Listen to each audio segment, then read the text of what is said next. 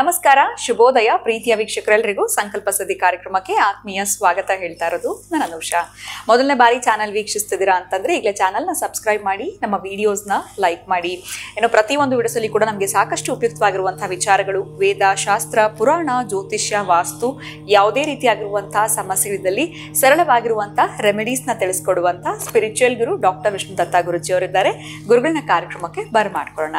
ನಮಸ್ತೆ ಗುರುಗಳೇ, ಶುಭೋದಯ. ಕಾರ್ಯಕ್ರಮಕ್ಕೆ ಭಕ್ತಿಯ ಸ್ವಾಗತ.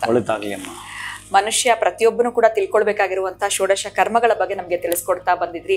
ಮೊದಲ 8 ಷೋಡಶ ಕರ್ಮಗಳ ಬಗ್ಗೆ ತಿಳಿಸ್ಕೊಟ್ಟಿದ್ರಿ. ಇನ್ನು ಇವತ್ತಿನ ಕಾರ್ಯಕ್ರಮದಲ್ಲಿ 9, 10 ಇವು ಯಾವೆಲ್ಲ ಬರುತ್ತೆ, ಇದನ್ನ ನಾವ್ ಯಾಕೆ ತಿಳ್ಕೊಳ್ಬೇಕು, ಇದೆಲ್ಲದ್ರ ಬಗ್ಗೆ ತಿಳಿಸ್ಕೊಡಿ. ಓಂ ವಿಶ್ವಸ್ಮೈ ನಮಃ. ಪ್ರೀತಿಯ ಬಂಧುಗಳೇ, ಇದು ಬಹಳ ಮುಖ್ಯವಾದ ಘಟ್ಟ, ಬಹಳ ಮುಖ್ಯವಾದ ಘಟ್ಟ. ಈ ಮದುವೆನಲ್ಲಿ ಮುಖ್ಯವಾದ ಘಟ್ಟ ಅಂದರೆ ತಾಳಿ.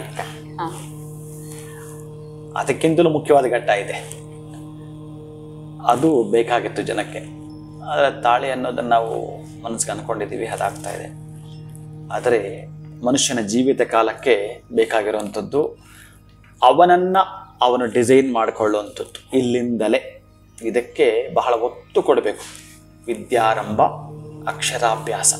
ಯಾರಾದರೂ ಗುರುಗಳ ಬಳಿ ಕರೆದುಕೊಂಡು ಹೋಗಿ ಆ ಮಗುವಿಗೆ ಅದಕ್ಕೆ ಗುರುಕುಲಕ್ಕೆ ಬಿಟ್ಟು ಬರ್ತಾ ಇದ್ರು. ಗುರುಕುಲದಲ್ಲಿ ಬಿಟ್ಟು ಬರಬೇಕಾದರೆ ಈ ಒಂದು ಬಹಳ ಮುಖ್ಯವಾಗಿರತಕ್ಕಂಥದ್ದು ಅಕ್ಷರಾಭ್ಯಾಸ.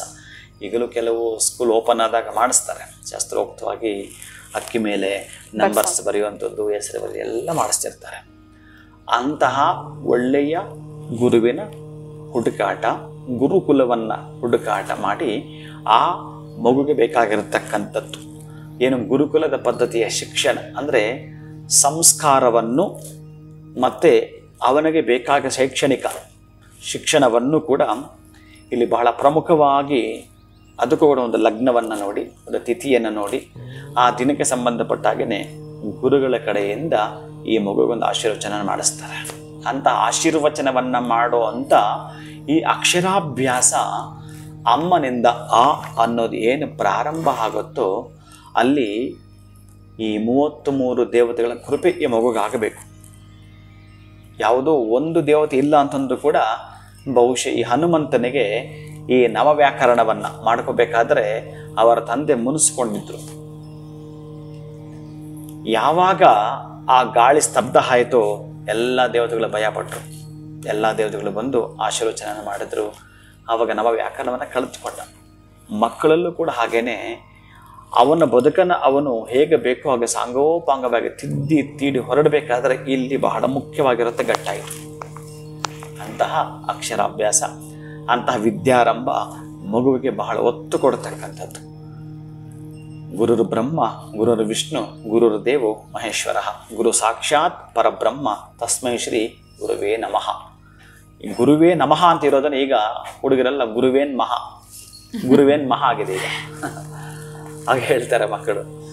ಮೊನ್ನೆ ಒಂದು ಹುಡುಗನ ಹೇಳಿದ್ರೆ ಅವನು ಅದನ್ನು ಹೇಳಿದ, ಗುರುವೇ ನಮಃ ಅನ್ನೋದನ್ನ ಗುರುವೇನ್ ಮಹಾ ಬಿಡು ಅನ್ನೋ ಲೆವೆಲ್ಗೆ ಬಂದಿದೆ.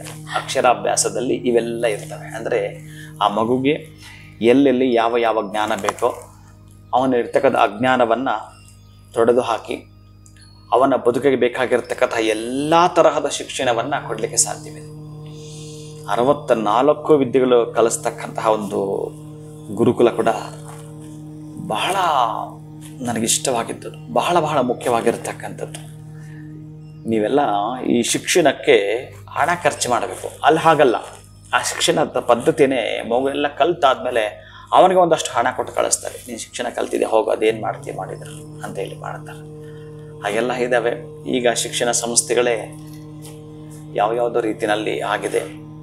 ಅದಕ್ಕಾಗಿ ಅಕ್ಷರಾಭ್ಯಾಸ ಅನ್ನೋದನ್ನು ಒತ್ತು ಕೊಟ್ಟು ನೀವು ಮಾಡಿಸಿದಾಗ ಶೃಂಗೇರಿ ಜಗದ್ಗುರುಗಳ ಜೊತೆಗೋ ಆ ಸರಸ್ವತಿ ಸಾನ್ನಿಧ್ಯದಲ್ಲೋ ಮಾಡಿಸುವಾಗ ಅದಕ್ಕೆ ಆ ಮಗುವಿಗೆ ಸಂಬಂಧಪಟ್ಟಾಗಿರತಕ್ಕಂಥದ್ದು ಏನು ಆ ಜನ್ಮತಾರೆ ನೋಡಿಕೊಂಡು ಮಾಡಿಸುವಂಥ ದಿನ ಭಾಳ ಅದ್ಭುತವಾಗಿರುತ್ತೆ. ಅಲ್ಲೂ ಕೂಡ ಗಣಪತಿ ಪೂಜೆ ಮಾಡಿಸ್ತಾ, ಪುಣ್ಯಾಹವನ್ನು ಮಾಡಿಸ್ತಾ, ಇನ್ನು ಅಲ್ಲಿಂದ ಆ ಮಗುವಿಗೆ ಅಕ್ಷರಾಭ್ಯಾಸ ಮಾಡುವಂಥದ್ದು, ಇದೆಲ್ಲ ಕೆಲವೊಂದು ಸ್ಕೂಲ್ಗಳಲ್ಲಿ ಈಗಲೂ ಕೂಡ ಮಾಡ್ತಾರೆ. ಈ ಪದ್ಧತಿ ಅನುಚಾನ ಹಾಗೆ ಮುಂದುವರಿಯೋದು ಬಹಳ ಶ್ರೇಷ್ಠ.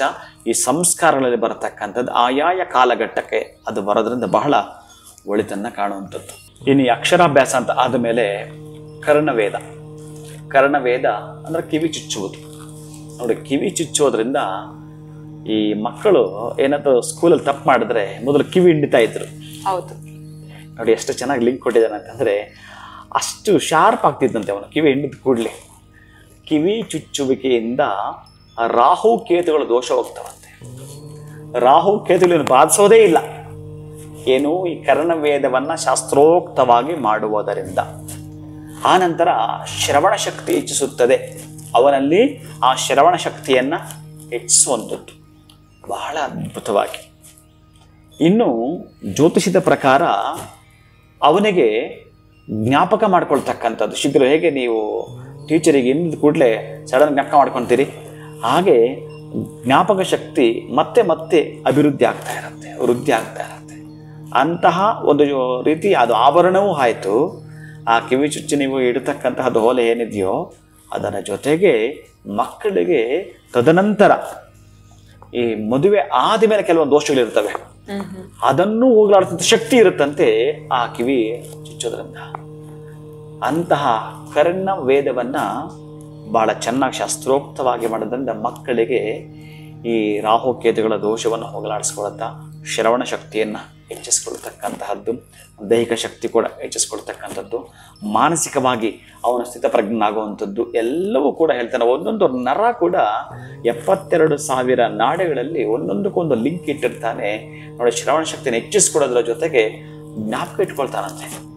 ಅವನು ಅಷ್ಟು ವಿಷಯಗಳನ್ನು ಎಷ್ಟಾದರೂ ಸರಿನೇ ಒಂದು ಸಿಸ್ಟಮ್, ಒಂದು ಲ್ಯಾಪ್ಟಾಪ್ ರೀತಿ ಅವನು ರೆಡಿ ಆಗಿಬಿಡ್ತಾನೆ. ಅಷ್ಟು ಆ 2 ಕಿವಿ ಚುಚ್ಚೋದ್ರಿಂದ. ಈ ಕೆಲವರೆಲ್ಲ ಅದೊಂದು ಫ್ಯಾಷನ್ ಆಗಿದೆ, ಒಂದೇ ಕಿವಿ ಚುಚ್ಕೊಳ್ತಾರೆ. ಸದ್ಯ ಯಾವುದಾದ್ರೂ ಮಾಡ್ತಿದ್ದಾರಲ್ಲ, ಒಂದು ಕಿವಿ ಚುಚ್ಕೊಳ್ತಾರೆ, 2 ಚುಚ್ಚೋದ್ರಿಂದ. ಅದೇ ಕರ್ಣವೇದ ಆಯಾ ಏಜ್ಗೆ ಅದನ್ನು ಮಾಡ್ತಾ ಬಂದಾಗ ಅದರ ಪ್ರತಿಫಲನ ಪಡ್ಕೊಳ್ತಾರೆ. ಖಂಡಿತವಾಗ್ಲೂ ಗುರುಗಳೇ, ಈ ಒಂದು ವಿದ್ಯಾರಂಭ ಎಲ್ಲಿ ಒಂದು ಮಕ್ಕಳ ವಿದ್ಯಾಭ್ಯಾಸ ಹೇಗೆ ನಾವು ಶುರು ಮಾಡಬೇಕು, ಜೊತೆಗೆ ಕರ್ಣವೇದ ಮಾಡೋದ್ರಿಂದ ರಾಹುಕೇತು ದೋಷ ನಿವಾರಣೆ ಆಗುತ್ತೆ ಕಿವಿ ಚುಚ್ಚೋದ್ರಿಂದ ಅನ್ನೋದ್ರ ಬಗ್ಗೆ ತಿಳಿಸ್ಕೊಟ್ರಿ. ಷೋಡಶ ಕರ್ಮಗಳ ಬಗ್ಗೆ ಪ್ರತಿಯೊಬ್ಬರು ಕೂಡ ತಿಳ್ಕೊಳ್ಳೇಬೇಕು. ಇಷ್ಟೆಲ್ಲ ಮಾಹಿತಿನ ನೀವು ನಮಗೆ ತಿಳಿಸ್ಕೊಟ್ಟಿದ್ದಕ್ಕೆ ನಾವು ಈ ವಿಚಾರ ತಿಳ್ಕೊಂಡಂಗೆ ಆಯ್ತು ಗುರುಗಳೇ. ಧನ್ಯವಾದಗಳು ತಮಗೆ. ನಮಸ್ಕಾರ. ಹರೇ ಶ್ರೀನಿವಾಸ. ಏನೋ ಇವತ್ತಿನ ವಿಡಿಯೋವನ್ನ ಮುಗಿಸುವಂತಹ ಸಮಯ ಆಗಿದೆ. ಮತ್ತೊಂದು ಹೊಸ ವಿಚಾರದೊಂದಿಗೆ ಮುಂದಿನ ವಿಡಿಯೋನಲ್ಲಿ ಭೇಟಿ ಮಾಡ್ತೀನಿ. ನಮಸ್ಕಾರ.